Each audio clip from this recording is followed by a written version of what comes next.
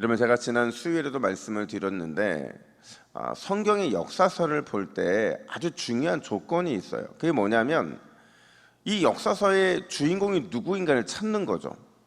특별히 하나님이 드러내시는 사람이 있는데 그게 누구인지를 찾아야만 역사를 통해 말씀하시는 하나님이 어떤 메시지를 주시는지를 우리가 경험할 수 있기 때문에 그래요. 특별히 그게 그 주인공이 왕이라고 한다면 우리는 이 세 가지로, 이 세 단어로 왕을 평가해 봐야 되는데, 첫 번째가 뭐냐면 전심이에요.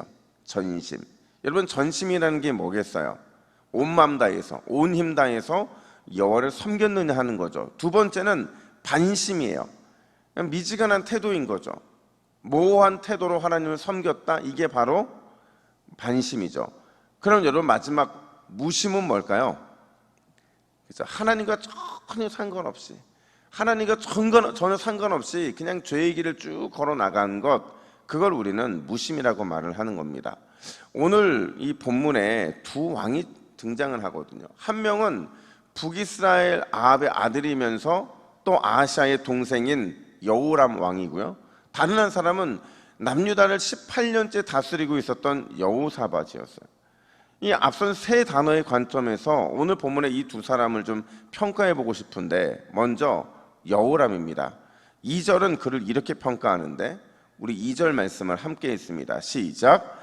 그가 여호와 보시기에 악을 행하였으나 그의 부모와 같이 하지는 아니하였으니 이는 그가 그의 아버지가 만든 바알의 주상을 없이 하였음이라. 아멘. 여러분, 이 구절만 놓고 보면 전심, 또 반심, 무심, 이 중에서 여호람이 어디에 속하는 것 같아요? 그렇죠? 반심 정도, 그러니까 전심은 아니더라도 반심 정도는 되는 것처럼 그렇게 보인다는 거죠. 근데 이어지는 3절에서 보면 그는 반심이 아니라 그의 본심은 무심이었음이 드러나게 되는데, 우리 3절 말씀도 함께 읽습니다. 3절입니다. 시작. 그러나 그가 느밧의 아들 여로보암이 이스라엘에게 범하게 한 그 죄를 따라 행하고 떠나지 아니하였더라. 자, 여러분, 그러나 이렇게 말을 해요. 그러나가 무슨 뜻이에요? 반전이 없었다는 거죠. 여호람은 그의 아버지 아합, 형 아하시아의 길을 갔을 뿐만 아니라 심지어 그 죄의 뿌리가 되는 여로보암의 죄를 고스란히 답습하고 있었다, 이 말을 하고 있는 거예요. 여러분, 우리가 역사서를 볼 때마다 가끔 그럴 때가 있잖아요. 좀 답답하네. 아니, 왜 이걸 모르지? 이럴 때가 있잖아요. 왜 자꾸 기회를 놓치고 있는지. 분명히 징계의 채찍이 있고 심판의 불방망이가 그들을 기다리고 있을 텐데 왜 돌이키지 않는지 우리는 답답할 때가 있는 거죠. 여호람이 그랬다는 거예요. 사실 그는 아버지와 형의 우상 숭배, 그걸 그대로 보면서 이 악의 폐해가 얼마나 심한지를 몸소 알았던 사람이거든요. 악의 말로, 악의 결과가, 그 결과가 뻔하다는 것도 두 눈으로 똑바로 봤던 사람이었어요. 심지어 그의 곁에는요, 늘 바른 말을 하고 하나님이 주시는 메시지를 전달해주는 엘리사 선지자가 그 곁에 있었어요. 그런데 영적으로 아무런 반전도 없었다, 여로보암의 길을 갔을 뿐만 아니라 아버지 아합과 형 아하시아의 길에서 돌이키지 않았다, 계속 악인의 길을 걸어간다, 이건 그의 신앙에 뭔가 큰 문제가 있다는 것을 의미하는 거죠. 어떤 문제가 있느냐? 따라합시다. 중심으로 믿지 않았다. 바로 그거죠. 항상 문제가 되는 건 뭐냐면, 왜 우리가 이 하나님을 섬김에 있어서 늘 번번이 넘어지냐면 중심으로 하나님을 믿지 않기 때문에 그런 거죠. 겉으로는 죄를 청산하는 모습을 보이고 겉으로는 그렇게 사는 것처럼 보이지만 그게 중심으로 행한 게 아니었던 거예요. 겉으로는 그런 척 했지만 여전히 중심에는 하나님이 계시지 않았던 모습, 그게 바로 여호람 모습 속에 등장하더라는 거죠. 그래서 오늘 본문에서 그는 모압의 이 모반으로 인해서 경제적이고 정치적인 문제가 발생했을 때 어떤 태도를 보이느냐? 중심으로 하나님을 믿지 않다 보니까 묻지 않죠. 하나님께 이 전쟁에 나가야 되는지를 점검하지 않더라는 거죠. 묻기보다는 자기 지혜를, 자기 계획을, 자기 의지대로 이 전쟁을 추구하더라는 거예요. 근데 이런 사람의 말로에 대해서 다윗이 뭐라고 경고를 했느냐?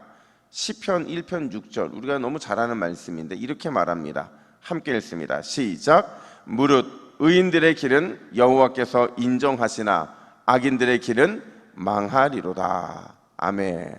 사랑하는 여러분, 오늘 이 새벽에 중심으로 하나님을 믿고 사랑하시기를 주님의 이름으로 축복합니다. 우리가 중심으로 하나님을 믿고 그분을 사랑하면 여호와께서 우리를 인정해 주시겠대요. 여호와께서 우리의 길을 선한 길로 인도해 주시겠다고 약속하십니다. 오늘 주일 중심으로 하나님을 믿고 사랑함으로 하나님이 열어주시는 은혜의 길만을 걸어가시기를 예수님의 이름으로 축복합니다. 뿐만 아니라 두 번째로 이 여호사밧이라는 이 남유다의 왕을 좀 살펴보면, 여러분, 남유다는 명확해요. 북이스라엘에는 선한 왕이 단 한 명도 없었지만 남유다에는 선한 왕과 의로운 왕과 악한 왕이 딱 구분이 되거든요. 여호사밧은 어떤 왕이었을까요? 철저하게 선한 왕, 또 의로운 왕이라는 평가를 받는 왕이었죠. 그러니까 전심으로 하나님을 찾는 경건한 왕 중에 여호사밧이 존재하더라는 거예요. 근데 오늘 본문을 보면 좀 뭔가 이상하죠. 동명의 의무를 다하기 위해서 모압과의 전쟁에 연합군으로 참여하게 되는데, 이때 선한 왕, 의로운 왕, 경건한 왕답지 않은 모습을 보여요. 하나님께 묻지 않고 나간 거죠. 심지어 오늘 본문에서 여호사밧은요, 사실 아합과 친구 관계예요. 거의 동년배거든요. 친구 관계인데 그 아들인 여호람의 너무나도 종속된 모습처럼 그렇게 보이더라는 거예요. 충격적인 건요, 처음부터 그랬으면 괜찮아요. 근데 과거에 아합과 함께 아람과 전쟁하려 할 때 어떤 태도를 보였느냐? 앞선 열왕기상 22장 5절에 보면 이렇게 말을 합니다. 우리 함께 읽습니다. 시작.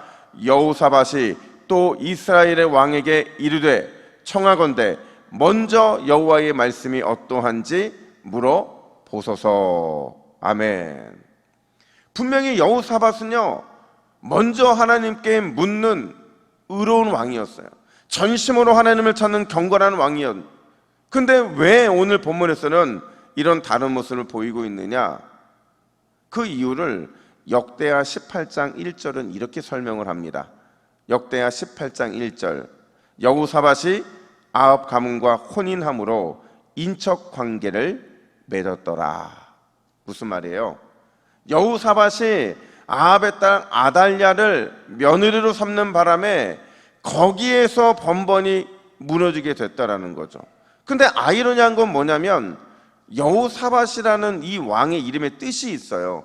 근데 이 뜻이 그로 하여금 넘어지지 않게, 그로 하여금 이 어리석은 판단하지 않도록 해주는 이름의 뜻이거든요. 무슨 뜻이냐면 여호사밧이 하나님이 심판하신다는 뜻이라는 거예요. 무슨 말이냐면 하나님 앞에 전심으로 하나님을 찾을 수 있었던 이유가 하나님의 심판에 대한 두려움, 그 경외함, 그게 그의 마음에 있었기 때문이라는 거죠. 그래서 먼저 하나님께 물으려고 했던 거고 먼저 하나님의 마음을 찾고자 했던 건데, 그런데 결국에는 아합 지방과의 동맹으로 이 모든 것이 무너지게 되더라는 거죠. 이게 여호사밧을 무너뜨린 가장 큰 패착이라고 말을 할 수 있는 거죠. 몇 년 전에요, 이 기독교계에 흘렀던 가장 큰 흐름 중에 하나가 뭐냐면, 그러니까 일종의 신드롬 같은 건데 DNF 신드롬이라는 게 있어요. Did not finish. 뭐냐면 중도 탈락 신드롬이에요. 그러니까 많은 목회자들이 잘 가다가 갑자기 중도에 이 목회를 그만두는 경우들이 있는 거예요. 직분자들이 잘 그 일들을 감당하다가 한순간 무너지는 일들이 굉장히 많았던 거죠. 그래서 어떻게 하면 이 중도 탈락 신드롬에서 승리할 수 있을까? 이게 이 기독교계의 한 흐름이 된 적이 있어요. 여러분, 왜 우리는 중도 탈락하는 걸까요? 왜 아름다운 마무리를 끝까지 하지 못하고 왜 길을 잃고 무너지고 마는 것이냐? 여러 가지 이유가 있겠지만 가장 큰 이유는 뭐와의 동맹을 끊지 못한 거예요? 죄와의 동맹을 끊지 못한 거죠.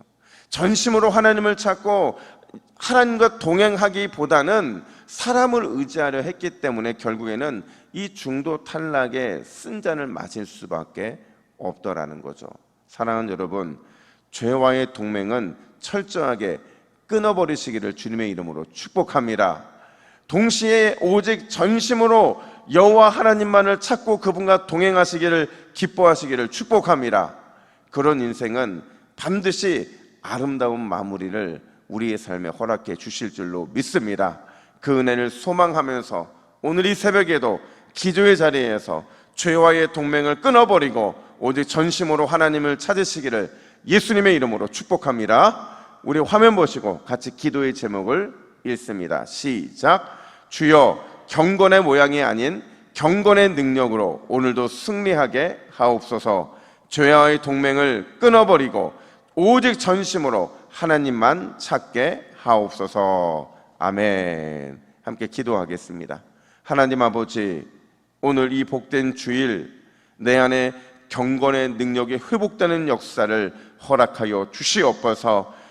적당하게, 그렇게 적당하게 믿는 믿음이 아니라 온전히 주님께 올인하는 확신 있는 믿음을 갖게 하여 주시고, 죄와의 동맹을 철저하게 끊어버려서 마지막도 아름다운 우리 모두가 될 수 있도록 주님께서 우리의 삶을 인도하여 주시옵소서. 감사드리며 예수님의 이름으로 기도하옵나이다. 아멘.